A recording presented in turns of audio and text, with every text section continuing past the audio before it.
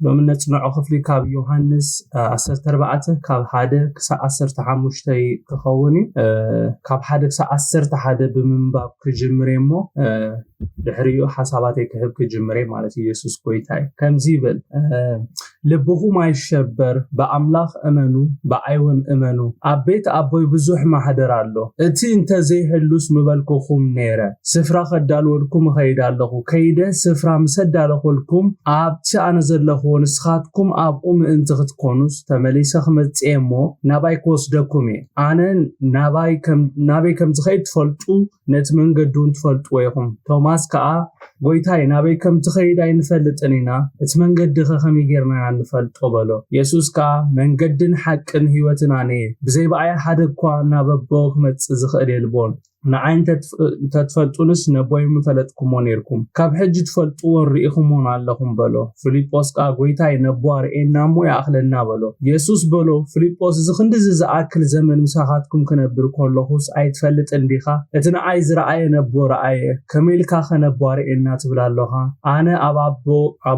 አባቦ ከም ዘለኹ አቦን አባይ ከም ዘሎ ዶ ኣይተኣምንኒኻ እቲ አባይ ዘሎ አቦ ባዕሊ ግብርታቱ ዝገብር ዘሎ እምበር እዚ ንኣኻትኩም ዝነግረኩም ዘለኹ ዘረባስ ካብ ርእሰይ ኣይኮንኩን ዝዛረብ ዘለኹ ኣነ አባቦ ምህላወይ አቦውን አባይ ምህላው እመኑኒ እንተዘይ ኮይኑስ ስለቲ ግብርታቱ እኳ እመኑኒ ክብሎም ኮሎ ንርኢ ማለት እዩ እዚ ክብል እዚ ማዕጸልታ ናይቲ ዝሓለፈ ሰሙኒ ጎይታ ኢየሱስ ጴጥሮስ ህይወተይ እኳ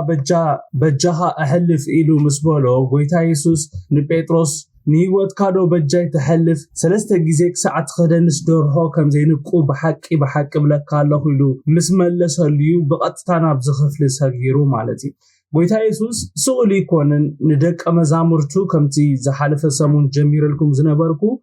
ልብኹም አይሸበር ኢሉ ካብ መሬት ተላኢሉ ይኮነን ጎይታ ኢየሱስ ክርስቶስ ንደቀ መዛሙርቱ ልብኹም አይሸበር በአምላኽ እመኑ በአይውን እመኑ እናበለ ዛረቦም ጀሚሩ ከምቲ ኣብ ዝሓለፈ ሰሙን ዝራእናዮ ጎይታ ኢየሱስ ሰለስተ ዘይተጸበይዎ ካብ ትጽቢቶም ወጻኢ ዝኾነ ነገር ተዛሪቦም ስለዝነበረ ደቀ መዛሙርቱ ድማ ካብቲ ሰምዕዎ ቃል ዝተለዓለ ልቦም ተሸቢሩ ስለዝነበረ እዩ ጎይታ ኢየሱስ ልብኹም አይሸበር በአምላኽ እመኑ በአይውን እመኑ እናበለ ነቲ ዝተሸበረ ልቦም ከሕድኦ ኮሎ ንርኢ ዘለና ማለት እዩ ጎይታ ኢየሱስ ኣብ ምዕራፍ 13 ቁጥሪ 21 ኣጋሮም ሓጺቡ ምስ ወደአ ነቲ ክምህሮም ዝደለየ ትምህርቲ ምስ መሃሮም ንደቀ መዛሙርቱ እንታይ ኢልዎም ነይሩ ካባኻትኩም ሓደ ከም ዘትሕዘኒ በሐቂ ብለኩም ኣለኹ ኢልዎም ነይሩ ትዝክሩ ዲኹም ዝሓለፈ ተሰሙን ዘጽናዕናያ ማለት እዩ እዚ ዘረባ ንደቀ መዛሙርቱ ኣዝዩ ዘሻቅል ጉዳይ ነይሩ በኻልኣይ ደረጃ ድማ ጎይታ ኢየሱስ ካብ ዝምዕራፍ ካይወጻዕና ኣብ ቁጥሪ 34 መሊሱ እንታይ ኢልዎም ነይሩ ደቀ ገና ቁሩብ ጊዜ ምሳኻትኩም ክደልዩኒ ኢኹም ከምቲ ንኣይሁድ ናብታ ኣነ ዝኸዶ ንስኻትኩም ክትመጹ ኣይትኽእሉን ኢኹም ዝበልክዎም ንኣኻትኩም ሕጂ እብለኩም ኣለኹ ኣይሁድ ጥራይ ዘይኮነስ ንስኻትኩምን በቃ ናብታ ኣነ ዝኸዶሲ ክትመጹ ኣይትኽእሉን ኢኹም ኢሉ ተዛሪቦም ከም ዝነበረ ንዝክር ማለት እዩ ጎይታ ኢየሱስ ክርስቶስ ነዚ ቃል ተዛሪቡ በቃ ታዝፈላለዩ ሰዓት መጽ ከም ዘላ ተዛሪቦም ነይሩ ብዛዕባ እቲ ዘትሕዞ ይሁዳ እናሓሰቡ እናሰላሰሉ ከለው ጎይታ መሊሱ ዘሻቅል ነገር ተዛሪቦም ከፈላለዩ ምዃሉ ይነግርዎም ብዛዕባ እዚ ተገሪሞም ከይወድኡ ድማ መሊሱ ንጴጥሮስ ነቲ ኣብ ቅድሚ ጎይታ ብትብዓት ዝዛረብ ብድፍረት ህይወቱ ኣሕሊፉ ከምዝውፊ ተዛረበ ሰለስተ ጊዜ ክሳዕ ዝኽሕዶ ደርሖ ከም ዘይንቁ ኣብ ቅድሚ ኩላቶም ተዛሪብዎ በዚ ምኽንያት ይዝዩ ጎይታ ነቶም ካብቲ ሰምዕዎ ቃል ዝተለዓለ ልቦም ተሸቢሩ ዝተሸበረ ደቁ ልቦኹም ኣይሸበር ኢሉ ልቦም ክሽበር ከም ዘይብሉን ኩሉ ክገብሮ ዝደለየ ነገር ብግልጽ ክነግሮም ጀሚሩ ማለት እዩ ኣብዚ ሓደ ኣገዳሲ ሕቶ ክንሓቶ ዘሎና ሕቶ እንታይ እዩ ጎይታ ኢየሱስ በአምላኽ እመኑ በአይውን እመኑ ክብሎም ኮሎ እንታይ ማለት እዩ አሜን ከም መጽሐፍ ቅዱስ አጽናዕተሲ ጎይታ ኢየሱስ ክርስቶስ በአምላኽ እመኑ በአይውን እመኑ ክብሎም ኮሎ እንታይ ማለቱ ምዃኑ ክንሓትትን ክንፈልጦን ክንርድኦን ኣዝዩ ኣገዳሲ እዩ ቅድሚ ብዛዕባ ምእማን ምዝራብና ብዛዕባ በአምላኽ ወይ በአይውን እመኑ ማለት እንታይ ማለት ከም ዝኾነ ክንዛረብ ኢና አሜን ጎይታ ኢየሱስ በአምላኽ እመኑ ክብል ከሎ በቲ ሁሉ ዝኽእል በቲ መላኺ በቲ ገዛኢ በቲ ኣዛዚ ሁሉ በዓል ስልጣን ፈጣሪ ስልጡን ግኑን በሓፂሩ ብማንነቱ እመኑ ዝብለና ዘሎ አሜን በአምላኽ እመኑ ክብለና ከሎ ወይ ድማ እንድሕር ንዓብነት ሕጂ ህድእ በሉሞ ኣነ ኣምላኽ ምዃን ያስተብህሉ እንድሕር ኢሉና እቲ ክትሓድእ ዝገብረካ ናይ እግዚአብሔር ኣምላኽነት ምፍላጥካ እዩ አሜን ዶ እቲ ኩነታት ኣይኮንን ክትሓድእ ዝገብረካ ኩነታትካ ስለተለወጠ ኣይኮንን ክትሓድእ ዝገብረካ ናይ እግዚአብሔር ማንነት ክትሓስብ ከለኻ ኣምላኽነቱ ሓያልነቱ ገዛኢነቱ በቃ ብልዕሊ ሁሉ ስልጡን ምዃኑ ክትሓስብ ከለኻ ኢኻ ትሓድእ አሜን ስለዚ ጎይታ ኢየሱስ ኣብዚ በአምላኽ እመኑ ክብለና ከሎ በቲ ኩሉ ዝኽእል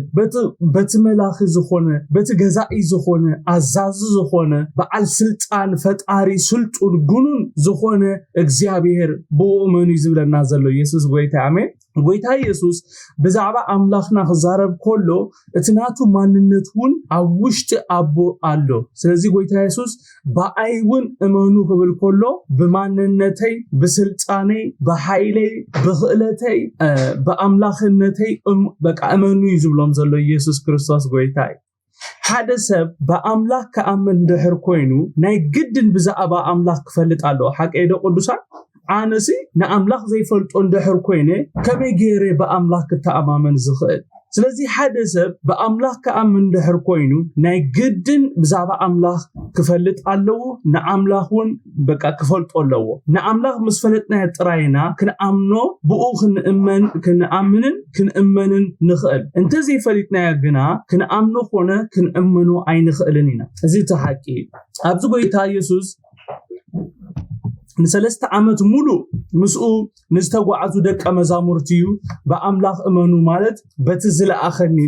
በቲ ሁሉ ዝኽእል በቲ ኣባይ ኮይኑ መደነቕ ዝኾነ ስራሕ ዝሰርሕ ዘሎ ኣቦይ እመኑ በኣይውን እመኑ ኢሉ ነቶም ኣሚኖም ሰዓብዎ ዝዛረቦም ዘሎ ቅዱሳን እዚ ቃል እዚ ነቶም ኣመንቲ ይመጽእ እዚ ቃል እዚ ነቶም ኣሚኖም ዝሰዓብዎ ደቀ መዛሙርቲ ነቶም ኩሉ ነገሮም ገዲፎም ዝሰዓብዎ ደቀ መዛሙርቲ ዝመጸ ቃል ኣብዚ ጎይታ ኢየሱስ እንታይ ዓይነት መልእኽቲ ንደቀ መዛሙርቱ ዘመሓላልፍ ዘሎ እንድሕር ኢልና በአምላኽ እንተተኣምኑ በኣይውን እንተተኣምኑ ልብኹም ኣይምተሸበረን ይዝብሎም ዘሎ አሜን ዶ በአምላኽ ዝተኣማመን ሰብ በአምላኹ ዝእመን ሰብ ክሽበር ኣይክእልን ይዝብሎም ዘሎ አሜን ንኣምላኹ ዝፈልጥ ህዝቢ በቃ ክብርትእን ክገብርን ይዝብል ናይ እግዚአብሔር ቃል እቲ ምትእምማን እቲ ትብዓትኩምሲ ብቐሊሉ ኣይውሰድን ይዝብሎም ዘሎ ጽቡቅ ጌርኩም ስምዑኒ እመን ትብሎ ንመን እንድሕር ኢልኩምኒሲ ንዘይኣመነ ወይ እምነቱን ዝጎደለ ሰብ አሜን ዶ ቅዱሳን እመን ኢልካ ትዛረቦ ንመን እንድሕር ኢልኩምኒ ንዘይኣመነ ወይ እምነቱን ዝጎደለ ሰብ ኢኻ እመን ኢልካ ትዛረቦ ስለዚ ጎይታ ኢየሱስ ኣብዚ ነቶም ብዝተፈላለየ ምኽንያት እምነቶም ዝተተንከፈ ደቀ መዛሙርቱ በቲ ኩሉ ከዓሊ በቲ ዝፀውዖም ከኣምኑ ከም ዘለዎም ኣብዚ ዝነግሮም ዘሎ ኢየሱስ ትማለሎም ንሱ ንዘላለም ጎይታ እዩ አሜን ጎይታ ኢየሱስ ኣብ ቁጥር 2 ዝተዛረቦ ቃል ምላሽ ናይቲ ኣብ ምዕራፍ 13 ቁጥር 33 ዝሓለፈ ክልተ ሰሙን ዝጽናዕናዮ ቃል ጎይታ ኢየሱስ ኣብ ቁጥር 33 ኣብ ምዕራፍ 13 ንደቀ መዛሙርቱ እንታይ ኢልዎም ነይሩ ደቀየ ገና ቁሩብ ግዜ ምሳኻትኩም ክትደሊኒ ኢኹም ከምቲ ንኣይሁድ ናብታ ኣነ ዝኸዱ ንስኻትኩም ክትመጹ ከኣለኩምን ይዝበልክዎም ንኣኻትኩምን ሕጅብ ለኩም ኣለኹ ኢልዎም ነይሩ ኣብዚ ምዕራፍ ድማ ጎይታ ኢየሱስ ስለምንታይ ካብኦም ከም ዝፍለይ ስለምንታይ ከም ዝኸይድ ግልጽ ክገብረሎም ከሎ ኢና ንርኢ ዘለና ጎይታ ኢየሱስ ኣብ ቁጥሪ 2-3 እንታይ ኢልዎም ኣብዚ ሎሚ ንሪኦ ዘለና ምዕራፍ 14 ኣብ ቤት ኣቦይ ብዙሕ ማሕደር ኣሎ እቲ እንተዘይህሉስ ምበልኩኹም ነይረ ስፍራ ከዳልወልኩም እኸይድ ኣለኹ ከይደ ስፍራ ምሰዳለኹልኩም ኣብቲ ኣነ ዘለኽዎ ንስኻትኩምን ኣብኡ ምእንቶ ትኮኑስ ተመሊሰ ክመጽእ ናባይ እውን ክወስደኩም ኢሎም ኢየሱስ ጎይታ ነዚ ቃል እዚ እንድሕር ብጥንቃቄ ኣንቢብናዮ ወይ ድማ ብኻልእ ትርጉም እንተ ኣንቢብናዮ ጎይታ ኢየሱስ ክርስቶስ ከይደ ስፍራ ከዳልወልኩም እኸይድ ኣለኹ ይኮነን መልእኽቱ ጎይታ ኢየሱስ ዘረብኡ ክጅምር ከሎ ከምቲ ዘንበብናዮ ኣብ ቤት ኣቦይ ብዙሕ ማሕደር ኣሎ ኢሉ ይጀሚሩ አሜን ዝሓለፈ ሰሙን ኣብዚያ ነዛ ሓሳብ እዚኣ ምስ ጀመርና ኢና ቋሪጽናያ ማለት እዩ ቀፂሉ ተዛረቦ ዘረባታት ኩሉ ኣብዚ ቃል እተነድቀ ዘረባ እዩ አሜን በእንግሊዘኛ ነዚ ቃል እዚ ኸይና ክንንብቦ ከለና እንታይ ይብለና In my father's house are many mansions. Amen. In my father's house are many mansions. If it were not so, I would have told you, I go to prepare a place for you. And if I go and prepare a place for you, I will come again and receive you to myself, so that where I am, you may be also. Amen. ትርጉም ናይዚ ክንንብቦ ጸናሕና ቃል ብደቂቕ ክንሪኦ ከለና ከምቲ ኣብ ላዕሊ ክብሎ ጸናሕኩ ጎይታ ኢየሱስ ስፍራ ከዳልወሎም ኣይኮነን ናብ ኣቦ ዝኸይድ ዘሎ ከምዚ ክነንብቦ ጸናሕና እግዚአብሔር ነቶም ናቱ ኣቀዲሙ ዘዳለዎ ብዙሕ ማሕደራት ኣለው እግዚአብሔር ወዲኡ ዘጀምር ኣምላኽ እዩ እግዚአብሔር ስሙ ይባረክ አሜን ዶ እግዚአብሔር ብተብተብ ዝሰርሕ ኣምላኽ ኣይኮነን እግዚአብሔር ስሙ ብሩኽ ይኹን ጎይታ ኢየሱስ ኣብ ቤት ኣቦይ ብዙሕ ማሕደር ኣሎ ምስ በለ ቀፂሉ ዝተዛረቦ ቃል ወሳኒ ቃል ጎይታ ኢየሱስ ኣብ ቤት ኣቦይ ብዙሕ ማሕደር ኣሎ ምስ በለ ቀፂሉ ዝተዛረቦ ቃል እንታይ እንደሕርኢና እቲ እንተዘይህሉስ ምበልክኹም ነይረ ኢልዎ ኣለኹም ዶ ምሳይ ትርጉም ናይዚ ቃል እዚ ከዓ እንታይ ማለት እንደሕርኢና ኣብ ቤት ኣቦይ ብዙሕ ማሕደር እንተዘይህሉ ነይሩሲ ስፍራ ከዳልወልኩም እኸይድ ኣለኹ ከይደ ስፍራ ምሳዳለኹልኩም ኣብቲ ኣነ ዘለኹዎ ንስኻትኩም ኣብኡ ምእንቲ ክትኮኑስ ተመሊሰ ክመጽእ እሞ ናባይ ክወስደኩም ምበልክኹም ነይረ እዩ ኣብዚ ዝብሎም ዘሎ ክብሪ ንጎይታ ይኹን እንድሕሪ ባህርያት እግዚአብሔር አጸቢቆ ተረዲኢና ጎይታ ኢየሱስ ኣብዚ እንታይ ብሎም ከም ዘሎ በቀሊሉ ክንርድኦ ንኽእል ኢና እግዚአብሔር አቦ ከም ዝሓለፈ ሰሙን ተንኪፈ ዝነበርኩ ንአዳም ምስ ፈጠሩ ይኮነን ነቲ ንአዳም ዘድልዮ ዘበለ ክፈጥር ጀሚሩ ሓቀደ ቅዱሳን እግዚአብሔር ንአዳም ቅድሚ ምፍጣሪዩ ነቲ ንአዳም ዘድልዮ ዘበለ ፈጢርዎ አዳም አቦ ኩሉ አዳልዩ ምስ ወደአ ይመጽእ ስለዚ ጎይታ ኢየሱስ ኣብዚ ስፍራ በሕጅ ከዳልወሎም ኢሉ ይኮነን ዝኸይድ ዘሎ ኦሬዲ እግዚአብሔር አቦ ንደቆ ኢሉ ዘዳለው ስፍራ ኣሎ ክብሪ ንሽሙ ይኹን ወላ ናብ ማቴዎስ 25:34 ከይድና እንድሕር አንቢብና እግዚአብሔር በሕጅ ዘዳለው ወይ ሰርሖ ነገር ከም ዘይለውና ካብቲ ቃል ንርዳእ እንታይ ብለና ትዝክርዎ እንድሕር ኮይንኩም ነተን አባጊዕ ካብተን አጣል ምስፈለየን ነተን አባጊዕ ወይ ድማ ነቶም በአባጊዕ ዝተመሰሉ ነቶም እሙናት እንታይ ዝብሎም ኣብ ምዕራፍ 25 ማቴዎስ ቁጥር 34 ሽዑት ንጉስ ኣብ የማኑን ዘለው ይብሎም አቱም ናይ አቦይ ብሩኻት ንዑ እቲ ካብ ምስራት ዓለም ዝተዳለወልኩም መንግስቲ ውረሱ ይብሎም ይብለና አሜን እቲ ካብ ምስራት ዓለም ዝተዳለወልኩም መንግስቲ ውረሱ ዝብል ቃል ወሳነ ቃል እግዚአብሔር ንደቁ ኢሉ ዘዳለዎ ተዳለው ነገር አሎ ክብሪ ንሽሙ ይኹን ገዲፍናዮ ዝወፃና ነገር አሎ እግዚአብሔር ስሙ ይባረክ ናብቲ እግዚአብሔር ዘዳለው ወይና ተመሊስና ናአቱ ኢየሱስ ስሙ ብሩክ ይሁን ናብ ሮሜ 8:28 ክሳዕ 30 ከይና ነንብብ ኮለና አቡ ባህሪያት እግዚአብሔር በግልጽ ተጻሒፉ ንረኽቦ ኢና ኩላህና ንፈትውን ኩሉ ግዜ ንጠቅሶ ጥቅሲ ማለት እዩ ነቶምና አምላኽ ዘፍቅሩ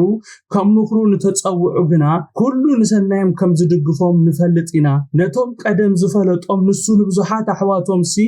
በኽሮም ምእንቲ ክኸውን ንምስሉ ወዱ ክመስሉ ቀደም መደቦም ይብለና አሜን ነቶም ቀደም ዝመደቦም ንዓዓቶም ከአጸውዖም ነቶም ዝጸውዖም ንዓዓቶም ድማ አጽደቆም ነቶም ዘጽደቆም ንዓዓቶም አኽበሮም ይብለና ናብ ኤፌሶን 2:10 ከይና ንንብብ ኮለና ተማሳሳለ ሐሳባት ኢና ንንብብ ፍጡራቱ ኢናሞ ነቲ አምላክ ክንመላለሱ ኢሉ ቀደም ዘዳለው አሜን ቀደም ዘዳለው ሰናይ ግብር ክንገብርሲ በክርስቶስ ኢየሱስ ተፈጠርና ኢና ይብለና እቲ ቀደም ዝብል ቃል ኣዝዩ ወሳኒ ቃል እግዚአብሔር በባህሪኡ ወዲኡ ዘጀምር አምላኽ እዩ ነዚ የኸሪአኩም ደለይ ዘለኹ ክብሪ ንሽሙ ይኹን ስለዚ ጎይታ ኣብዚ እንታይ ዝብሎም ዘሎ እንደሕርኢና አቤት አቦይ ብዙሕ ማሕደር ኣሎ ስፍራ ኣለኩም ኣብታ ኣነ ዘለኹ ንሳትኩምን ኣብኡ ክትኮኑ ኢኹም ዝብሎም ዘሎ ኢየሱስ ጎይታ ወላ እኳ ጎይታ ኢየሱስ ክርስቶስ ተመሊሰ ክመጽእ ሞ ናባይ ክወስደኩም ኢሉ ተስፋ ይሓቦም እምበር ተመሊሱ ይመጽን ሓቀይዶ ቅዱሳን ተመሊሱ ዶ ንደቀ መዛሙርቱ ወሲድዎም ንሐዋርያት ዶ ተመሊሱ ወሲድዎም ክሳዕ ሎሚ እቶም ናይ ጎይታ ዝኾኑ ናብኡ ናብቲ ንሱ ዘሎ ስፍራ يخدولهم بر ጎይታ ኢየሱስ ክሳዕሎም ይተመልሰን ስለምንታይ ነዚ ዝብለኩም ዘለኹ እንድሕሪልኩምኒ መታን እቲ ኣብ ቁጽር 2 ተዛረቦ ሐሳብ አጸቢቁ ክርዳአና ኢለ ኢየሱስ ጎይታ ኢየሱስ ብርግጽ ተመሊሱ ክመጽ ነዚ ምፍላጥና ሓደ ነገር እዩ ካልእ ክንፈልጦ ዘሎና ሓቂ ግና ኣሎ ንሱ ኻንታዩ ቅድሚ ጎይታ መጽኡ ሙሳዱ ንሕና ከይመጸ ኾሎ ክንውሰድ ከም ንኽእል ፈሊጥና ኩሉ ሰዓት ልዋት ክንከውን በዚ ነገር ርዱአት ክንከውን ኣዝያ ገዳሲ ብዙሕ ሰብ ዝጋጊስ ነዚ ነገር ዘይሐስብ ብምዃኑ ኩሉ ግዜ ሰብ ዘለዓለም ዝነብር ይዝመስሎ ኩሉ ሰዓት ክንነብር ኮለና ንዘለዓለም ንነብር ኩልና ድማ ብጅምላ ንመውት ይዝመስለና ሓቀይዶ ቅዱሳን ኩሉ ሰብ ብጅምላ ዝመውት ይዝመስሎ ኩሉ ሰብ ምስ ሞተ ዝመውት ይዝመስሎ ወይ ድማ መወዳእታ ዓለም ኩላህና ሕጂ መብዛሕትና እኮ መወዳእታ ዓለም ንመውት ይዝመስለና ናይ መወዳእታ በቃ ግዜ ቀሪቡሎ ዘመን ተወዲኢሎ እናበልና ብዛዕባ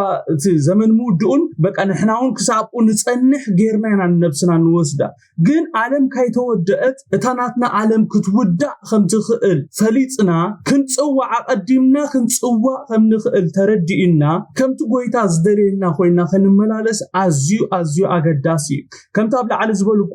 ነዚ ናይ ተስፋ ቃል ዝተቀበሉ ሐዋርያት ብሙሉኦም ጎይታ ኢየሱስ ካይተመልሶም ንሳቶም ዓሰሩ ሲዒቦም ናብቲ ንሱ ዘለዎ ስፍራ ከይዶም እዮም ሓቀይዶ ቅዱሳን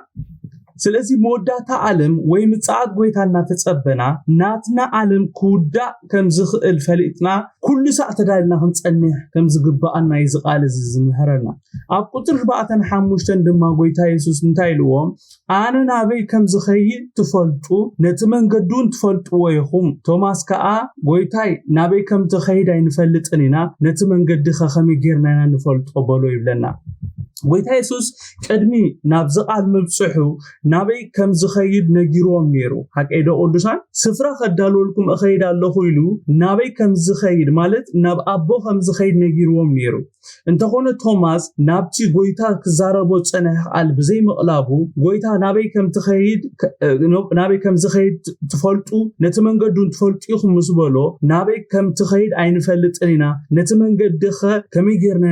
እንፈልጦ ኢሉ ንጎይታ ክሓቶ ኾሎ ኢና ንርኢ ዘለና ቶማስ ኣብ ዝንታይ ዝብል ዘሎ እንድሕር ኢልና ናበይ ከም እትኸይድ እንድሕር ፈሊጥና ጥራይና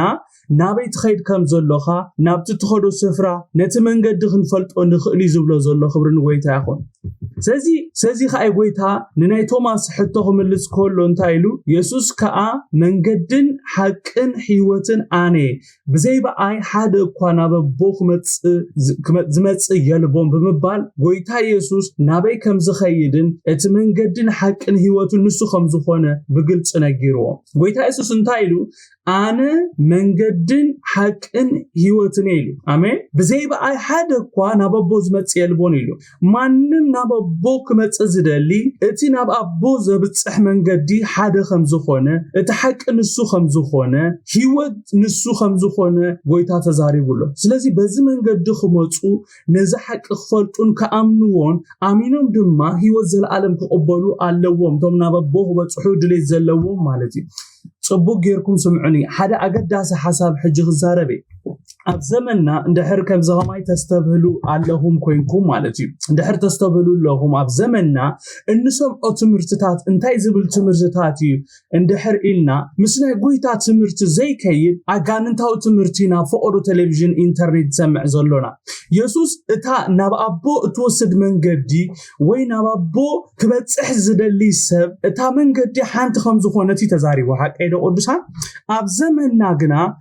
ብዕሊ ኢየሱስ ጥራይ ኣይኮነን በቃ ኢየሱስ ጥራይ ኣይኮነን መንገዲ ዝብሉ ኩሉ በብመንገዱ ኣቢሉ ናብ ሓደ ፈጣሪ ዝጽሊ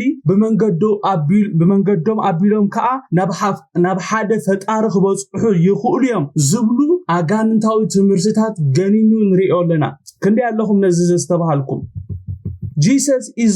not the only way ዝብሉሲ መሊኦም ኣለው ሕጂ ኣብ ዘመንና ማለት እዩ ኢየሱስ ጥራይ ናበቦ ዘብጽሕ መንገዲ ክኸውን ኣይክእልን ኩሉ ሰብ ኣስላም ይኹን ቡድሃ ይኹን ዝተፈላለየ እምነት ዝኽተልሲ በቃ ናብ ሓደ ፈጣሪ ዝጽሊ ዋላ እምኒ ኣብ ቅድሚኡ ደው ኣቢሉ ይጸሊ እምበር ንሱ ናብ ፈጣሪዩ ዝጽሊ እቲ ኣስላሙን ዋላ ብመሐመድ ይጸሊ እምበር እሱውን ናብ ሓደ አላህ ዝጽሊ ዘሎ ናብቲ ሓደ ኣብ ሰማይ ዘሎ ናብ ተሓያል ዝኾነ እግዚአብሔር ናቡ ዝጽሊ ኢሎም ነቲ ህዝቢ ናብ ጥፍኣት ሒዞሞ ይኸዱሎ አንጻር እቲ ጎይታ ኢየሱስ ክርስቶስ ዝመሃሮ ትምህርቲ ዝምህሩ ካብ ኦፕራ ጀሚርካ ማለት እዩ ኦፕራ በዓላ መጀመርያ ተዛሪባ Jesus is not the only way to Father ኢላ በዓላ ናይ በዓላ እምነት ኣለዋሳ ስለዚ አንጻር እቲ ናይ እግዚአብሔር ትምህርቲ አንጻር እቲ ኢየሱስ ክርስቶስ ዝመሃሮ ትምህርታት መሊኡሎ ስለምንታዮም ከምዛ ዓይነት ትምህርትታት አታአታትዮም እንድሕር ኢልና ጽቡቅ ጌርኩም ስምዑኒ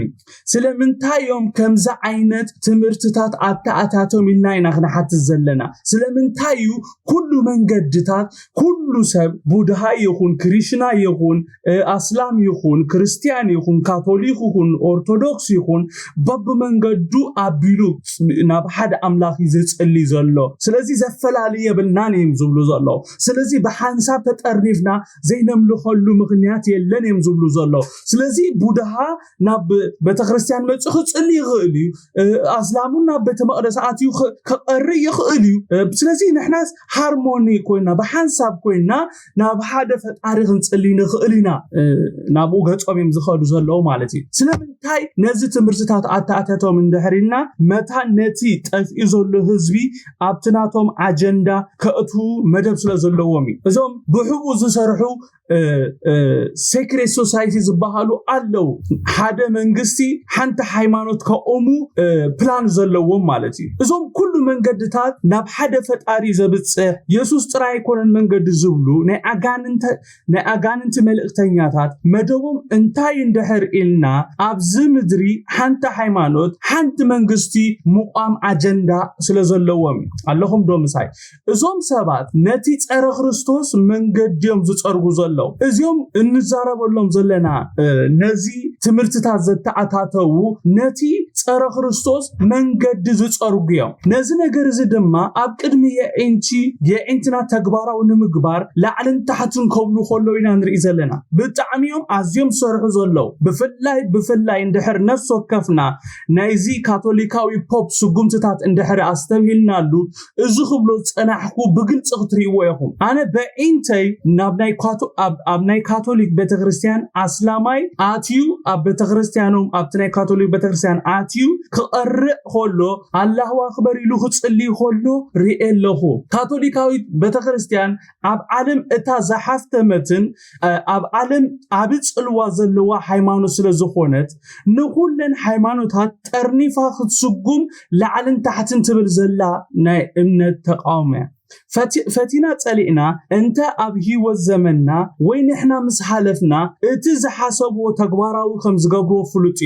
እዚ ኮይኑ ማለት ኣብቶም ሐቀኛ ሰዓብቲ ክርስቶስ ስደት ክመጽእ እዩ ማለት እዩ ስለዚ ሎምን እንቃሕ ኢየሱስ ረአዩ ንቁሕን ጸሊን ኢልና ዘሎ ካብ ሎሚ ጀሚርና ብዛዕባቲ ኣብ ዓለምና ዝኾኑ ነገራት ክነቕልበሎም ኣዝዩ ኣገዳሲ ከም ደቂ ይሳኮር እንታይ ክንገብር ከም ዝግባአና እንፈልጥ ዘመንና ነስተውዕል ሰባት ክንከውን ይግባአና አሜን ብዛዕባ ደቂ ይሳኮር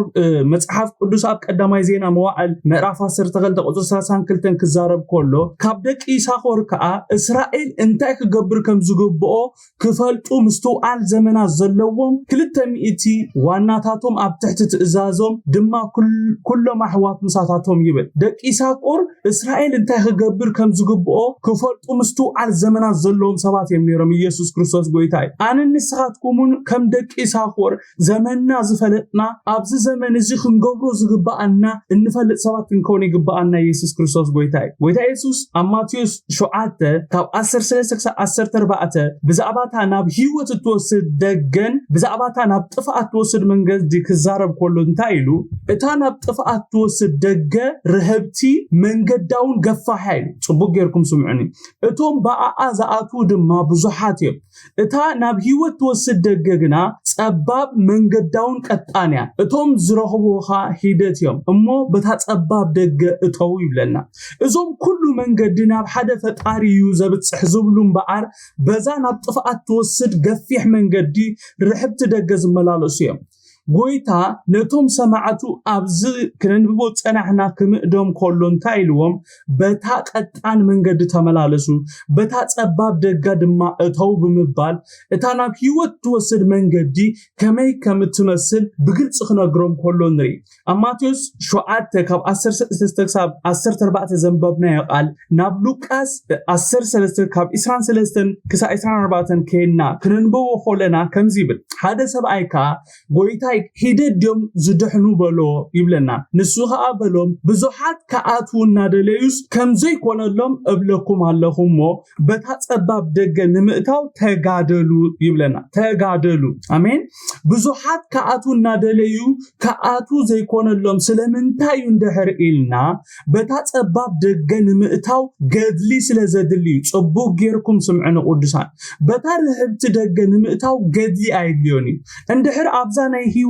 ناب هيوت توسد صبام من قد زي نملالس علونا فتينا صلينا ابتا رهبت من قدي ابتا ناب طفأت توسد من قدي اتواتينا وي ابزا ناب طفأت توسد من قدي نازلنا وي دما نابتا ناب هيوت تبصح من قدي نازلنا كاب كلتي وصاي كنكونا ينخلنا نفس وكفنا كابزا ناب طفأت توسد رهبت من قدي وصيناينا نابزا كتاتوا قدلي زدليا ناب هيوت توسد صبام من قدي اتينا حقيده قدسان مبزحتي يسب طفئ زلون بقار نزي من قدي بمسحاتهم صبوك غيركم سمعنا قدسان حادثب من قدو سيحيتو خلو نابتو خبصحو زدليو سفرا خبصح فصيمو ايكلني حقدو حسود من قد خاسيحيتكا نابتي كتبصحو زدلخايو سفرا كتبصح الكا محساب زي حساب نغري نابي نخير كم زلونا مفلاطنا طرايو بتا حيزنا زلنا من قدي كم نقصل زغبرنا نابي كم زخير زي فلت نابزو بصحو يله ازي افريجكم ولا تقعوا نابي كم زخير زي فلت نابزو بصحو يله بويتا يسوس نتي نابي كم تخير اي نفلطنينا نتي من قدخه كم يجرنا نفلطو إلو زحاتو توماس كملسلو خلون تايلو أنا منقدن حقن هيوتن أنا بزي بقى حدا كوانا ببوز متيالبون إلو يملسلو أمين نبزوحات هايمانو تاويان كأبالوو زخبدوم كأبالوو زيداليوو حدا نغرن تاين دحر إلنا تنكو ناببوخن بس حلو نخل منقد يسوس تراي زبل نغر فتسيموم كسمعوو كأبالوو عيداليني أستبيلكم اللهم نزوم بقى كريستيان ناتينا زبلو على يهونو مانينيوم اتانا بوت بتصح منقدي يسوس ترايو بزي يسوس كريستوس ناب ابوخ بتصخ ليلن كدحز اي كلني زبل تمرتي كقبلو اي فتوني مغنياتهم اب كند بقطتا شنكولل مبال سلازفوتو مالتي اب كند بقطتا ناب يسوس زخدو بغبريل ابيلوم بماريام ابيلوم بسماعتات ابيلوم بصادقانات ابيلوم بغلا ابيلوم كبوصحيم زدلي ويتا يسوس كريستوس منقدن حقن هيوتن اني بزي بقى حدا كوانا ببوخ مصيلبون يلو تا منقد حنصيصو خلوسي بزي تحنصص منقد مخاد زفوتو سلازخونو طفيኦም አለው ብዙሓት طفيኦም ዘለዎም በአር ነቲ መንገድ ዝኾነ ክርስቶስ በቃ በመሰሓቶም ነቲ መንገድ በመሰሓቶም አለሁም ዶምሳይ ንሕና ይኮናን ነታ መንገድ ሓንቲ ጌርናያ ሓቀይዶ ቅዱሳን አነ ይኮንኩን ነታ መንገድ ሓንቲ ጌርያ ባዕሉ ጎይታ ኢየሱስ እዩ እታ እንኮ ናበቦ ተብጽሕ በቃ ህይወት እትበና መንገድ ሓንቲ አይል ካብ ኩሉ ዘገርመን ነገር እንታይ ቅዱሳን ብዙሓት ሰባት ናበቦ ክበጽሑ ንሓቅ ክፈልጥዋ ናይ ዘለዓለም ህይወት ክረኽቡ ይደልዮም ሓቀይዶ ቅዱሳን ብዙሓት ከም ዝደልዩ እዞም ፈቆዶ ደብሪ ዝኸዱ ፈቆ ዝምንኑ ዝተፈላለየ ስራሓት ኣብ ናይ ሃይማኖት ነገራት ዝዋፈሩ ዝተፈላለዩ ጽድቅ ንምግባር ዝፍትኑ እኮ ናይ ዘላለም ህይወት ክረኽቡ ስለዝደልዩ ዘይረኽቡ በቃ ህይወት ክረኽቡ ስለዘይደልዩ ይኮነን በቲ መንገዲ ክመላለሱ ነቲ ሓቂ ዝኾነ ክርስቶስ ክፈልጥዎ ነቲ ወሃቢ ህይወት ዝኾነ ኢየሱስ ክቕበሉ ግን አይደልዩን እቲ ዘሎ ጸገም እዚ ህይወት ክረኽቡ ደልዩ ህይወት ነቲ ህይወት ምስተረፉ ክህብ ዝመጸ ጎይታ ኢየሱስ ክርስቶስ ግና ክቕበልዎ በትንሱ ዝሓንጸጾ ሕንጻጽ ግና ክኸዱ አይደልዩን እቲ መንገዲ ብዙሕ እንተዝኸውን ምስተናገርና ነርና ሓቀዶ ቅዱሳን ጎይታ ግን መታን ከይንደናገር ኢሉ ነታ መንገዲ ሓንቲ ገይሩልና ክብርን ጎይታ ይኹን ንሱ ባዕሉ መንገዲ ኮይኑ መጽኢልና ኢየሱስ ጎይታ ኢየሱስ መንገድን ሓቅን ህይወትን ኣነ ክብል ኮሎ እንታይ ማለት እዩ ቅዱሳን ስለምንታይ እዩ ጎይታ ኢየሱስ ብዘይ በኣይ ሓደ እኳ ናበቦ ዝመጽእ የልቦን ኢሉ ጽቡቅ ጌርኩም ስምዑና ቅዱሳን ሓደ ሰብ ናበቦ ክመጽእ ወይ ናብ መንግስተ ሰማያት ከኣቱ ናይ ግድን ናብቲ መንገዲ ዝኾነ ኢየሱስ ክመጽእ ብኢየሱስ ክርስቶስ ከኣምን ኣለዎ ሓቀዶ ናብቲ መንገድን ሓቅን ህይወትን ዝኾነ ክርስቶስ ከይመጻኻ ማለት ብኢየሱስ ከይኣመንካ ናብ ኣቦ ኾነ ናብቲ ኣቦ ዘለዎ ስፍራ ክትበጽሕ ፈጺምካ ዘይሕሰብ ዘይሕለም ስለምንታይ እንደሕር ኢልና እቲ ሓጢአተኛ ሰብ ምስቲ ቅዱስ ዝኾነ ጻድቕ ዝኾነ ኣምላኽ ክራኸብ እቲ ናይ ሓጢአት ደሞዝ ክኽፈል ስለዘለዎ ማለት እዩ ምክንያቱም ቃል ኣምላኽ ኣዝባ ሓጢአት ሞት እዩ ስለዝብለና ማለት እዩ አሜን ቃል ኣምላኽ ኩሎም ሓጢኦም ክብሪ ኣምላኽ እውን ስዒኖም ይዝብለና ስለዚ ኩላህና ኣብዚ ካታጎሪ ኣብዚ መስፈርቲ ኢና ዘለና ኩሎም ሓጢኦም ኣብ ዝብል ኣብ ትሕቲ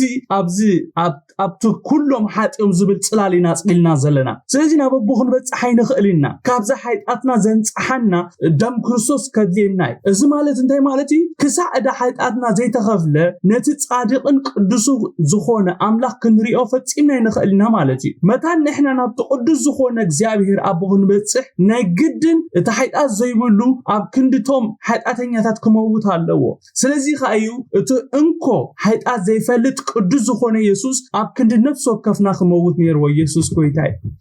ኢየሱስ ኣነ መንገዲ ክብል ኮሎም በኣር ማንኛውም ሰብ በኣይ እንተዘይሓሊፉ ንኣይ ከም ናይ ግሊ መድሓኒኡ ገይሩ እንተዘይተቐቢሉ ኣነ ኣብ ክንድኡ ከም ዝሞትኩ ከም ተቐበርኩ ከም ተንሳእኹ ከም ዝኣረኩ ዳግማይ ከም ዝምለስ ነዚ ሓቂ እንተዘይኣሚኑ ናይ ዘለዓለም ህይወት ክረክብ ኣይክእልን ማለት እዩ እግዚአብሔር ይመስገን አሜን መንገዲ ናብቲ ክንበጽሖ እንደልዮ ስፍራ ክንበጽሕ ዝገብር አሜን ሓደ ሰብ ዋላ ናበይ ይኸይድ ከም ዘሎ ይፍለጥ ዳኣምበር እንድሕር መንገዱ ሲሒቱ ናብቲ ክበጽሖ ኢሉ ዘንቆሮ ስፍራ ክበጽሕ ፈጺሙ ይክእልኒ ናብቲ ክበጽሖ ዝደሊ ስፍራ ክበጽሕ እንድሕር ደልዩ ናይ ግድን ክምለስ ነቲ ቁኑዕ መንገዲ ክወስድ ኣለዎ እንተዘይ ኮይኑ ዋላ ድሌት ይሓልዎ ዋላ ናበይ ክኸይድ ከም ዘለዎ ይፍለጥ ናብቲ ክበጽሖ ዝደሊ ስፍራ ክበጽሕ ግን ኣይክእልኒ ምክንያቱም መንገዱ ስለዝሰሓተ ማለት እዩ ካልእ ጎይታ ኢየሱስ መንገዲ ኣነ ክብል ኮሎ ሰዓቡኒ እንድሕር ሲዒብኩምኒ ኣይትጠፍኡን ኢኹም እንድሕር ሲዒብኩምኒ ንሓቂ ክትፈልጥዋ ኢኹም ተሓቂ ድማ ሓራ ክትወጻኩም እያ ንሓቂ ምፍላጥኩም ድማ ናይ ዘለዓለም ህይወት ኣብ ተሓቂ ስለዘሎ ናይ ዘለዓለም ህይወት ክትረኽቡ ኢኹም ይዝብለና ዘሎ ክብሪ ንጎይታ ይኹን ብተወሳኺ ጎይታ ኣነ መንገዲ ክብል ኮሎ እታ መንገዲ ሓንቲያ ካልእ መንገዲ የልቦን ነዛ መንገዲ ዝረኸበ በዛ መንገዲ ዝመላለስ ጥራዩ ናብ ሓቂ ክበጽሕ ዝኽእል ህይወት ዘለዓለሙን ክወርስ ዝኽእል ይዝብለና ዘሎ ኢየሱስ ክርስቶስ ጎይታ እዩ አሜን ካብ 7-12 እንታይ ይብለና ንኣይ እንተ ትፈልጡንስ ነቦይም ፈለጥኩሞ ነርኩም ካብ ሕጂ ትፈልጥዎን ርኢኹሞን ኣለኹም በሎም ይብለና ፊልጶስ ቃ ጎይታይ ነቦ ርኤና ሞይ ኣኽለና በሎ ኢየሱስ በሎ ፊልጶስ እዚ ክንዲዚ ዝኣክል ዘመን ምሳኻትኩም ክነብር ከለኹስ ኣይትፈልጥ እንዲኻ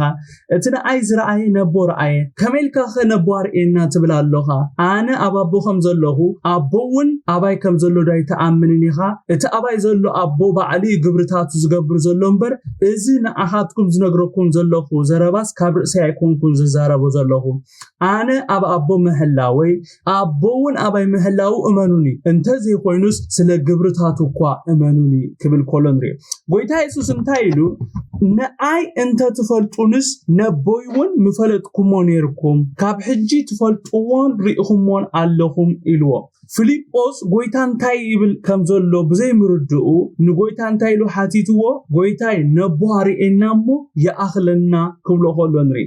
ጎይታ ኢየሱስ ጎይታ ንፊልጶስ ክምልሰሉ ኸሎ እንታይ ኢልዎ እዚ ክንድዚ ዝኣክል ዘመን ምሳኻትኩም ክነብር ከለኹስ ኣይትፈልጥ እንዲኻ እዚ ሓውስ ተግሳጽ ገይሩ ጎይታ ኢየሱስ ክርስቶስ ነቲ ሓቀኛ ማንነቱ ብግልጺ ነጊሮም ኣብዚ ካብዚ ክነንብቦ ጸናሕና እቲ ቁልፍ ሓሳብ እቲ ኣብ ቁጥር 7 ንረኽባ ንኣይ እንተ ትፈልጡንስ ነበይውን መፈለጥኩሞ ነርኩም ካብ ሕጂ ትፈልጥዎን ርኢኹሞን ኣለኹም በሎም ትብል ቃል እያ ኣሜን ቁልፍ ቃል እዚያ እቲ ድሒሩ ዝሃቦም መግለጽታት ካብዚ ዝጠቐስናዮ ቃል ማለት ካብ ንኣይ እንተ ትፈልጡንስ ዝብል ቃል ዝወፀይ ንኢየሱስ ከምቲ ዝግባእ እንድሕር ፈሊጥናዮ ከምቲ ኢየሱስ ዝበሎ ኣቦ ኣብ ኢየሱስ ከም ዘሎ ኢየሱስ ድማ ኣብ ኣቦ ከም ዘሎ ክንፈልጥ ኣይጸግመናን እቲ ኣብ ጸገም ንኢየሱስ ከም ዝግባእ ዘይምፍላጥ ከም ዝኾነና ካብዚ ክፍሊ እዚ ንመሃር ዘለና ጎይታ ኢየሱስ ነዞም ንሰለስተ ዓመት ዝሰዓብዎ ኣብ ቅድሚ እንቶም ብቓላት ተነጊሮም ዘይውድኡ ተራ ሰባት ክገብርዎ ዘይክእልዎ ብዙሕ ተኣምራት ክገብር ብዓይኖም ንዝረኣዩ ናይ ዓይኒ መሰኻኽር ዝኾኑ ደቀ መዛሙርቲ እዩ ንዓይ እንተ ትፈልጡንስ ነቦይውን መፈለጥኩሞ ነርኩም ኢሉ ተዛሪቦ ሓቀደ ቅዱሳን ክንደይኖቲና ነዚ ህይወትና ዝወፈናሉ ክንስዕቦ ድማ ዝጀመርና ጎይታ ከም ዝግባእ ንፈልጦ ነቶም በእንቶም ዝረኣይዎ ነቶም ምስኡ ዝተንቀሳቀሱ ነቶም ሙት ከተንስእ ከሎ ዝረኣይዎ ነቶም ካብ ለምጽ ክፍውሶም ከሎ ዓይንቶም ከብርሕ ከሎ ዝረኣይዎ ደቀ መዛሙርቱ እዩ ጎይታ ኢየሱስ ክርስቶስ ንዓይ እንተ ትፈልጡንስ ነቦ መፈለጥኩሞ ኢሉ ክንደይኖቲና ነዚ እንስዕቦ ዘለና ጎይታ ኢየሱስ ክርስቶስ ንፈልጦ ዛብ ሓቀኛ ማንነትና ኢየሱስ ክርስቶስ እንፈልጥ ሰባት ክንደይኖቲና ነቦ ክንፈልጥ ንኢየሱስ ምፍላጥ እኹል ከም ዝኾነ እዩ እዚ ክነንብቦ ጸናሕና ቃል ዝነግረና ስለዚ ሎሚ ነፍስ ወከፍና ንኢየሱስ ከምቲ ዝግባእ ገይረ እፈልጦ ደ ኢልና ክንሓትት ኣዝዩ ኣገዳሲ ኣሜን ጎይታ ኣብዚ ብግልጽ እዩ ነቶም ናቱ ደቀ መዛሙርቱ ገኒሕዎም ጎይታ ንፊልጶስ እንታይ ኢልዎ እዚ ክንድዚ ዝኣክል ዘመን ምሳኻትኩም ክነብር ከለኹስ ኣይትፈልጥ እንዲኻ ብምሕታት በቃ ጎይታ ኢየሱስ ሓቲቱ ኣይትፈልጥ እንዲኻ ኢሉ ብምሕታት ንሕትኡ ክምልስ ከሎ ኢና ንርኢ ነታ እዚ ክንድዚ ዝኣክል ዘመን ምሳኻትኩም ክነብር ከለኹስ ትብል ቃል ኩላሕና ነስምረላ ኣሜን ሎሙን ብዙሓት ናብ ቤት ኣምላኽ ዝመፁ ምስ ኢየሱስ ዝጓዓዙ ክርስቲያናት ዳግም ተወልዱ ንኢየሱስ ከምቲ ዝግባእ ገይሮም ዘይፈልጥዎ ኣለዉ ሓቀዶ ሓሶት ቅዱሳን ማንነት ኢየሱስ ሰዓብቲ ኢየሱስ ዝኾንና ኩላሕና ብጥንቃቐ ክንፈልጦ ኣዝዩ ኣገዳሲ ነፍሲ ወከፍ ኣማኒ ብዛዕባ ማንነት ኢየሱስ ክርስቶስ ክፈልጥን ብትብዓት ድማ ብዛዕባኡ ዛረብን ኣለዎ ሳላ ፊልጶስ ዝሓተተ ኩሎም ብዛዕባ ሓቀኛ ማንነት ኢየሱስ ፈሊጦም ፊልጶስ ጎይታ ነባሪ እናሞ የአኽለና እንተ ዘይብል ነይሩ ኩሎም ከምዛኒ ኢየሱስ ዝፈልጥዋ መኸዱ ነይሮም ሳላ ፊልጶስ ነቦ አርኤና ኢሉ ዝሓተተ ግን ካብ ማንም ክረኽቦ ዘይክእልዎ ዓብ ምስጢር ኢየሱስ ገሊጹሎም ክብርን ጎይታ ይኹን ፊልጶስ ነቲ ዝሓተቱ ሕቶ ክሓትት ዝደረኾ እንታይ እንድሕር ኢልና እቲ ጎይታ ቁጥር 7 ተዛረበው ቃልዩ ንፊልጶስ ክሓትት ገይርዎ ንዓይ እንተ ትፈልጡንስ ነቦይ መፈለጥኩሞ ነርኩም ካብ ሕጂ ትፈልጥዎ ርኢኹም ኣለኹም ምስ በሎም እዩ ነዚ ሕቶ እዚ አንቂድዎ ቶማስ እውን እንድሕር ኣስተቢልናሉ ካብ መሬት ተላዒሉ ይኮነ ንጎይታ ሓቲትዎ ቶማስ እውን ልክ ከም ናይ ፊልጶስ ካብቲ ጎይታ እተዛረቦ ዘረባ ብምብጋስ እዩ ነቲ ኣብ ውሽጡ ዝተወልደ ሕቶ ሓቲትዎ ጎይታ ከዓ ከምዚ ክንብሎ ጸናሕና ንኽልቲኦም ቅኑዕ ምላሽ ክህቦም ከሎ ንርኢ ንዓይ እንተ ትፈልጡንስ ነቦይ እውን መፈለጥኩሞ ነርኩም ካብ ሕጂ ትፈልጥዎን ርኢኹሞን ኣለኹም ማለት እንታይ ማለት እዩ ጎይታ ኢየሱስ እንታይ እዩ ዝብሎም ዘሎ እንድሕር ኢልና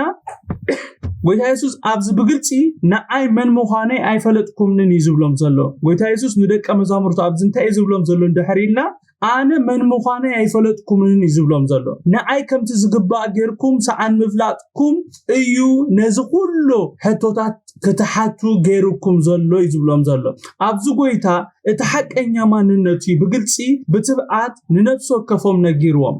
ጎይታ ኣብዚ ምስ አቦ ዘለዎ ሕብረትን ብዛዕባ አምላኻዊ ማንነቱ ብግልጽ ተዛሪቡ ማለት እዩ ጎይታ ኢየሱስ ንፊልጶስ እዚ ክንዲ ዝኣክል ዘመን ምሳኻትኩም ክነብር ከለኹ ኣይትፈልጥን ዲኻ ምስ በሎ ቀፂሉ እንታይ ኢልዎ እቲ ንዓይ ዝረአየ ነቦ ረአየ ከመይልካ ነቦ ርኤና ትብል ኣሎኻ እዩ ኢልዎ ካብቲ ጎይታ ዝሓተቶ ሕቶ ተበጊስና ጎይታ ኢየሱስ ሕቶ ናይ ፊልጶስ ከም ዘገረሞ ኢና ንርዳእ ሓቀይ ደቆዱሳን ጎይታ ኢየሱስ ክርስቶስ ከም ዝተገረመ ኢና ንርኢ ተገሪሙ ከም ዝሓተቶ ኢና ክንርዳእ ንኽእል ጎይታ ኢየሱስ ንሕቶ ፊልጶስ መጀመርያ ብሕቶ መልክዕ ይመልስሉ ብሕቶ ድሕሪ ምምላስ እዩ እቲ ንዓይ ዝረአየ ነቦ ረአየ ማለት እንታይ ማለት ከም ዝኾነ ሓደ ብሓደ ክረድኦም ጀሚሩ ጎይታ ኢየሱስ ኣብ ቁጥሪ 10:11 እንታይ ኢሉ ኣነ ኣብ ኣቦ ከም ዘለኹ ኣቦውን ኣባይ ከም ዘሎ ዶ ኣይተኣምንን ኢኻ እቲ ኣባይ ዘሎ ኣቦ ባዕሉ እዩ ግብርታቱ ዝገብሩ ዘሎ እምበር እዚ ንኣኻትኩም ዝነግረኩም ዘለኹ ዘረባስ ካብ ርእሰይ ኣይኮንኩን ዝዛረቦ ዘለኹ ኣነ ኣብ ኣቦ ምህላወይ ኣቦውን ኣባይ ምህላው እመኑኒ እንተዘይኮይኑስ ስለቲ ግብርታቱ እኳ እመኑኒ ኢልዎም ኣሜን መጽሓፍ ቅዱስና ኣብ ዕብራውያን 1:3 ብዛዕባ ኢየሱስ ክዛረብ ከሎ እንታይ ይብለና ንሱ ናይ ክብሩ ነጸብራቕን ቅርጺ ባህሪኡን ከሎ ኩሉን ብሓይሊ ቃሉ ጸዊሩ ከሎስ ምንጻሕ ሓይጣትና ምስ ገበረ ኣብ ላዕሊ ኣብ የማን ግርማ ተቐመጠ ይብለና ኢየሱስ ማለት ከም ዝኾነ ንብቦ ጸናሕና ልክ ምስሊ ተምሳል ወይ ድማ ነጸብራቕ ኣቦ እዩ እግዚአብሔር ይመስገን አሜን ጎይታ ኢየሱስ ኣብ ምድሪ ክመላለስ ከሎ እግዚአብሔር ኣቦ መንፈስ ቅዱስ ምስኦ ኣብኡለው አሜን ነዚ ናይ ኢየሱስ ኣዘራርባ በዛ ጸባባ ኣምሮና ክንርድኦ ኣዝዩ ከቢድ ናይ ኣምላኽ ነገር ክንርድኦ በቃ ናይ ኣምላኽ ነገር ክርድኦ ዝኽእል መንፈስና ጥራይ ኢየሱስ ክርስቶስ ጎይታ ኢየሱስ ፊልጶስ ኮነቶም ካልኦት ደቀ መዛሙርቱ እቲ ዝብሎም ዘሎ ከም ዘይተረድኦም ምስ ፈለጠ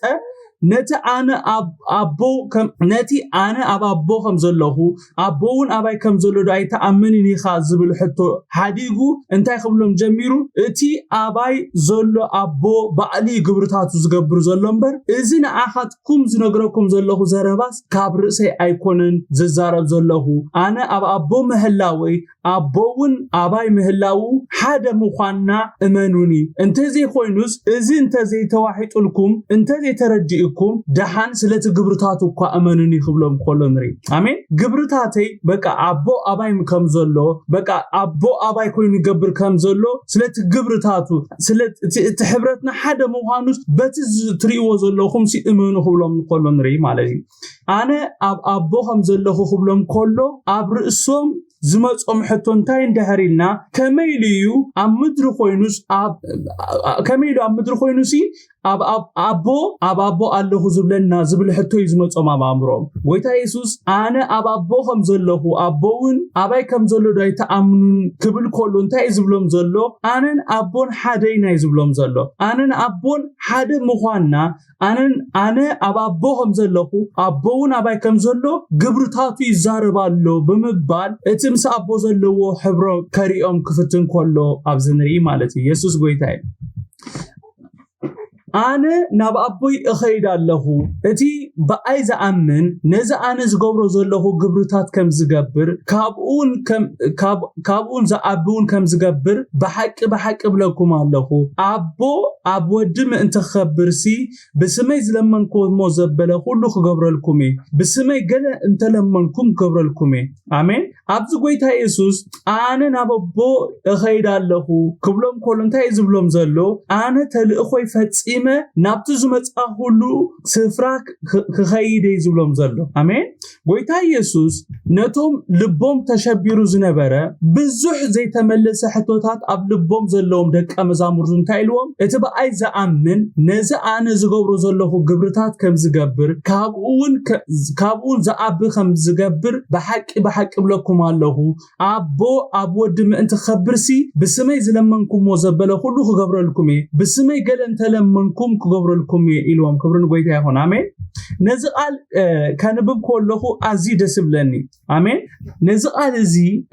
كنببه كله زحق سن نجر سلمن تاين دحريلكمني إذا قال زي ندك أمزامور تطري زتوهبك قال بزي مخاني أزي بحزبلني قويتا يسوس نقول لهم نتهم بسمو زعمونو زبليو نزت أسفازي هيبو كبرن قويتا يخون آمين اتبقى إذا أمنيلو زابير مسكن نحوارات يكون نزقال زتوهبو إذا قال زي نفسه كف بسمو نزأمن زبلي زابير سمو بروك يخون اتقال كجمر كله انتاي زبل اتبقى إذا أمن إلي زجمر اتبقى إذا أمن زبل قال نفسه كف آمان زتقال القالي إذن يتسفى قال نتهم بغويتا زأمن زبلة توهب قالنبر نتهم سم تواهيبهم أبتن حموشت أوفيسات كوينهم زعيو نأن حواريات نبيات وانجيلاويان ممهران قاسوس توهب يتسفى قال يكونن آمين سلازي بازيك نحقوس يقبقى ناي نزق قال زأمن زبلة كم تقويتا يسوس بعلو تزاربو نتقويتا زقبرو قبرتات كابون زعبي كقبر يخقلي آمين كتقبر تخقلي خالو موت اكزابير سمو برخو نزق قال زأمن زبلة زئمنات الزلو زبلة كقبر يخقلي أنا يكون كل زبل زلو إذن يسوس قال زارب زلو خبر نقويتا يخون أبزي خيط زارب كله كحلفو زيدالي عابنت بنتايو كم تقويتا زقبرو ويكابو زعبي كنقبر زقبرنا حد نقري نسوخا انتايو اتي بغويتا مالت بخلتو بماننتو بكل نغرو مئمانايو نتي غويتا زغبرو خونه كابول لعلخ نغبر زخلنا از مالت انتاي مالتي نحنا زي كون ناس نغبر كم تبعلو بزعبو كزارب كله غويتا يسوس اتي اباي كوينو زغبر نسو يزبلو غويتا يو ابانا كوينو زغبر كبرن غويتا يكون امين دو كبرن شمو يكون غويتا اباها اباي كوينو كغبر يدليو بيدنا خفوس يدليو بيدنا موتات كتسيدليو بإن حنكاسات كزلل أورات أمامات كخفت يدلي إجابير سمو يبارك قويتا يسوس كابين لعلي كبلهم كلهم تاي مالتي حدا صبو غيركم سمعني كابين لعلي كبلهم كلهم تاي مالتي حدا أنا بيني كغلغلت أنيه بخلا أي درجة دما ناتي أغلغلوت أب إسرائيل ترايز تحت ريني ريزو بلهم صلو آمين ناتاتكم أغلغلوت كنا كابي يروساليم نابي يهودا كابي يهودا ناب سماريا كاب سماريا كسام مودات عالم سلزخون أنا أم نفس وكفكم بمنفس قدس سلزحادر نسخاتكم كابين لعلق تقوريكم كبلهم كلهم ريامين قويتا يسوس كريستوس كمي جيرين نتم دك أمزامرتو كابتا أنا زقبر كلهم لعلق تقوريكم زبلهم زلون دحر إلنا حدا قويتا بيني ونسرائيل ناوي صنيرو حجقنا عصر تخلته ميتن إسران سلست الشيء كمون نابل مليونات كوينا لنا إجابير مسك بليونات كوينا لنا يسوع كريستوس كويتاي سلزي كابون لعلق نجبر نخال إجابير سمو بارك حوارات منفس قدوس أبلع اليوم مزورده بحنت معالتي لعل سلست الشيء حسابات يوم نابويتا متيوم آمين أمارقص عصر شديشت إسرا عزي زفوتو قال كم زيبل نساتهم دما وتيوم أب كل سببه قويتا مساتاتهم يجبر نتقالون بز سعبت عمرات يصنعوا نبريبل بشم يسوس از قال زي از مستر زي اب هيوت نفسه كفنا يئتو امين دو غويتا يسوس كريستوس مسኦም ኮይኑ زعي نيرو امين غويتا يسوس كريستوس يو مسኦም انخده نت قالوم بز سعبت عمرات يصنعوا نيرو እግዚአብሔር ስሙ ይባረክ غويታ يابانا ኮይኑ ዝሰርሕ امين دو غويتا يابانا ኮይኑ ዝዛረብ غويتا مساتاتهم يغبر من غويتا مساتاتهم ማለት ምስ ነፍሶ ከፈም ኮይኑ ማለት እዩ ነትቃሉን ብዝ ስዕብት አምራት የጽንዖ ነበር ይብለና خبرن ጎይታ ይኹን ስለዚህ ጎይታ ሎሙን ምስቶም ነዚ ቃል እዚ አሚኖም ዝወጹ ቃሉ ዝሰብኩውን ምሳሳቶም ኮይኑ ይገብራሉ ንቃሉን ብዝ ስዕብት አምራት የጽንዖሎ እግዚአብሔር ስሙ ይባረክ አሜን أب قدر عصر تربعته قويتا يسوس انتايلو بسمي قل انت لمنكم كغبر الكومي سمي يسوس قدسان نعنا كل نقرناي آمين سمي يسوس ننفسو كفنا كل نقرناي سمي يسوس نتسلعينا نقط قطالو سلعناي سمي يسوس النفوسلو سرحقان انت نفرسلو كم تقويتا زبولو دما كم فقادو زلمنا يوزبلا نقبلو مفتحناي كبرنا قويتا يخون قويتا يسوس بسمي كبل كولو أبسمو حيلن سلطان كمزلو يزارينا إذا سمزي كل بركز سقدلو كل لسانون نخبر إجابير يسوس قويتا يزبللو كباسمات كل زخبر سمي كبرن قويتا يخون አሜን አጋንንቲ ሰለሞን ዝብል ስም አይፈርሑን አጋንንቲ ኢዮብ ዝብል ስም አይፈርሑን ሐዋርያ ነቢያት ገለ ዝብል ስም አይፈርሑን አጋንንቲ ንሐዋርያት ፈሪሃም አይፈልጡን አጋንንቲ ንስም ኢየሱስ የምዝንቅጥቀጡ እግዚአብሔር ስሙ ይባረክ አጋንንቲ ነቶም ነዚ ስም እዚ ኃይሊ እዚ ስም እዚ ኣብ ልዕሊኦም ጸይሮም ዝንቀሳቀሱ ሰባት የምዝፈርሑ እግዚአብሔር ስሙ ይባረክ አሜን ዶ ኃይሊ ናይዚ ስም እዚ ዝተረድኡ ሰባት እዮም ንዖኦም የምዝፈርሕዎ ነዚ ስም እዚ ብእምነት አሚኖም ዝጽውዑ ንዖኦም የምዝፈርሑ አጋንንቲ ምክንያቱም እዚ ስም እዚ ስላዕ እዚ ስም እዚ ከም መብረቅ ይንዖኦም እግዚአብሔር ስሙ ብሩክ ይኹን ሓደ ሰብ ስልጣንን ኃይልን ናይዚ ስም ምስ ዝርድኦ ጥራሂዩ ከምቲ ዝግባእ ንስሙ ክጥቀመሉ ዝኽእል ሓቂዶ ወይ ደኣ ከም ዘመንና ስም ኢየሱስ መለመን ጥራይ ጌርናዮ እምበር ኣብ ዘመንና ስም ኢየሱስ መለመን ጥራይና ጌርናዮ በዚ ስም እዚ ዘይስራሕ ነገር የለን ቅዱሳን ሎም እዚ መንፈስ እዚ ይርከበና አሜን ዶ መለመን ጥራይ ይኮነን ስም ኢየሱስ ሀበን ንብሎ ይኮነን በስም ኢየሱስ አሜን ንብለሉ ጥራይ ይኮነን አሜን ዶ ብዙሕ ነገር ክንሰርሓሉ ንኽእል እዚ ስም እዚ በዚ ስም እዚ ዘይፈርስ ዘይንቀል ዘይትከል ነገር የለን ኢየሱስ ጎይታይ ሎም ጎይታ ምስጢር ስሙ ባዕሉ በመንፈሱ ገይሩ ይግለጸልና አሜን ሃሌሉያ ክብርን ጎይታ ይኹን ኣብ 15 እንታይ ይብልሲ ብጣዕሚ ብዙሕ የተዳለየ ዮባ በቀሊሉ ዘቋርጽ መሲሉካ ይኻማይ ክብካኒ ግን አይወድአኹን ኢየሱስ ጎይታይ ኣብ 15 እንታይ ይሉሲ ኣብ 15 ብዙሕ ሐሳብ አለን እግዚአብሔር ይመስገን ኣብ 15 እንታይ ይብልሲ እተፍቅሩኒ እንተኾንኩም ሲ ትእዛዘ ይሓሉ ሎሚ መንፈስ ቅዱስ በዚ ቃል እዚ ነፍስ ወከፍና ከም ዝዛረበና ርግጸኛ ኢየሱስ ጎይታይ ኢየሱስ እንታይ ይሉ እተፍቅሩኒ እንተኾንኩም ሲ ትእዛዛት ይሓሉ ይሉ ጎይታ ካብ ነፍስ ወከፍና ካብ ፍቅር ዝኾነ ምእዛዝ ክንእዘዞ ከም ዝደሊና ካብ ዝቃል ዝንርዳእ ዘለና አሜን ዶ ጽቡቅ ጌርኩም ስምዑኒ ሎሚ ሓራኽን ወጪና በዚ ቃል እዚ ሎሚ ምንጋፍ ክኾነናይ ሎሚ ሐቀኛ ምእዛዝ እንታይ ምዃኑ ክርዳእናይ ሎሚ ፍቅርና ብዘረባ ጥራይ ዘይኮነስ ብተግባር ምግላጽ ክንጅምሪና ካብ ዝቃል ዝተለዓለ እግዚአብሔር ስሙ ይባረክ ጽቡቅ ጌርኩም ስምዑኒ ክልተ ዓይነት ምእዛዝ አሎ እቲ ቀዳማይ ምእዛዝ ከምቲ ጎይታ ዝደልዮ ፈቲኻ ትእዘዞ ምእዛዝ ክኸውን ኮሎ እቲ ካልኣይ ምእዛዝ ድማ ብዘይፍታውካ ተገዲድካ ትእዘዞ ምእዛዝ እዩ ምርጫናታትናይ ጎይታ ካባና ዝደልዮ ምእዛዝ ከምቲ ክብሎ ዝጸናሕኩ ፈቲና ካብ ፍቅሪ ዝነቐለ ምእዛዝ ዝደሊ ካባና ኣብዚ ከስምረሉ ዝደልዮ ነገር እንታይ እዩ ከምቲ ምእዛዝና ዘምጽኦ በረኸት ዘሎ ዘይ ምእዛዝና ድማ ሳዕቤን ከም ዘለዎ ክንፈልጥ ኣዝዩ ኣገዳሲ